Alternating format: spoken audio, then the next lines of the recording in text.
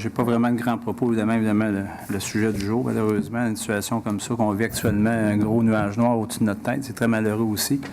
Mais je dois dire avant tout aussi, je pense que dans notre société d'aujourd'hui, je pense qu'on doit nécessairement ne pas être obligé de juger sans s'auto-conclusion trop vite. Puis ce soir, je pense avec les gens qui sont venus nous discuter puis à la période de questions, on s'est aperçu que certaines personnes sont rapidement passées à l'action en apportant des accusations. Puis je pense que ce n'est pas un geste à poser, je pense que ce serait plutôt un geste de solidarité avec nos gens qui travaillent pour la Ville. On est une communauté à Saint-Jean-sur-Richelieu de 95 000 de population. Je pense qu'on doit plutôt travailler ensemble pour pouvoir se permettre d'améliorer les défaillances d'un système, d'une formule municipale qui n'est pas toujours facile à gérer. Je pense qu'on en a la preuve, même la direction générale avec toutes les compétences qu'ils ont, et ainsi que les collègues qui sont touchés par la situation. Ça aurait été plus, moi, un geste de compréhension que j'aurais apprécié de la part des citoyens. Puis j'ai eu la chance d'en rencontrer durant le jeudi de l'autre semaine.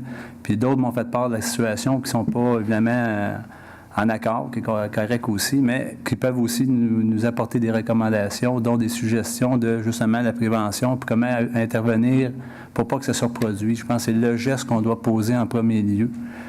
Et à tout ça, évidemment, de voir aussi ce que, sans que nous, malheureusement, comme conseillers, nous sommes aussi des contribuables de la Ville de Saint-Jean-sur-Richelieu.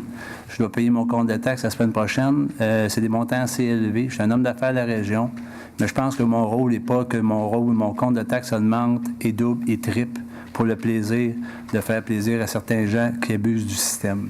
Fait que c'est un peu la façon que moi je perçois la chose actuellement. Je suis d'accord avec les propos de M. Blais, qui est un bon citoyen de mon secteur. Effectivement, M. Blais, je pense qu'on doit travailler en collaboration, on doit travailler sur le projet de développement. On a des choses à régler. On doit malheureusement ne pas se permettre de tout couper les démarches qui sont déjà entreprises actuellement. Comme d'ailleurs, on vient d'en faire la preuve d'un retrait d'un projet d'asphaltage au montant de 125 000 $.